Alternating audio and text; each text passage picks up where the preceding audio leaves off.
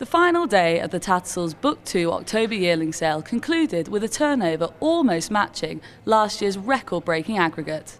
Lot 1131 was leading French sire Sayuni's only offering of the day and proved popular when entering the ring, but it was trainer Simon Crisford who managed to secure the colt for 280,000 guineas. Out of the German-bred Notre Dame, the homebred is a half-sibling to no fewer than 7 winners, including the Group 2 winner Now We Can, and was consigned by Stauffenberg Bloodstock. It's a homebred colt, which makes it even more interesting for all of us, and very happy for the whole team involved. And he arrived here in good order and was very well received, and absolutely happy about that fantastic result. The mare has done very well for us. We sold a Lorman filly out of that mare to Al Shahania, and now for quite a good price. And now this colt is the last in the row the mare has produced for us, and we are very happy about that. Mark Richards of the Hong Kong Jockey Club secured his second purchase at the sale when going to 260,000 for lot 1305.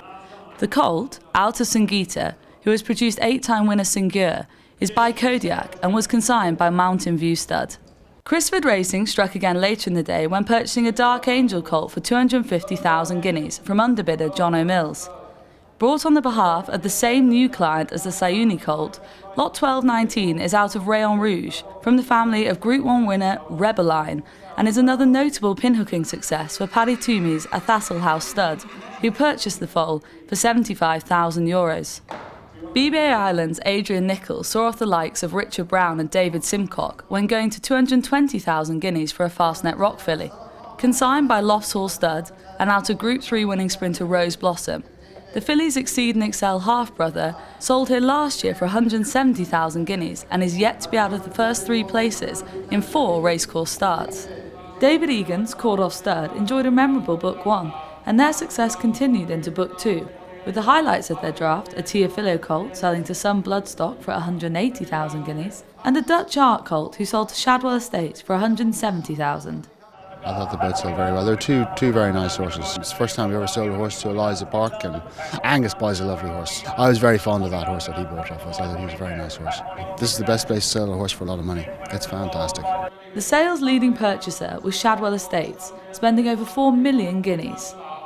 These included a 200,000 guineas colt by Yeomanstown's increasingly popular stallion Dark Angel, and a Sepoy filly for the same price. Angus Gold reflected on the week's trade. I think we bought about 46 horses. I don't think I bought anything under what I thought I would buy it for. Outwardly it seems to be strong. Obviously a lot of people couldn't buy horses last week because it was so strong, and they've rolled over to this week. So I think the horses, the sort of what you might call mid-range horses, are making very good money. Tattersalls marketing director Jimmy George summed up the trade over the 3 days.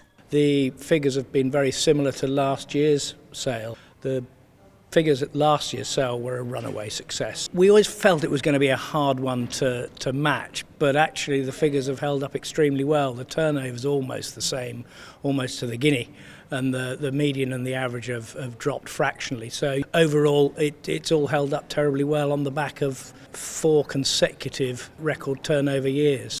I think the feature of the last 3 days has been the competition at the top of the market. It's been very intense and very international.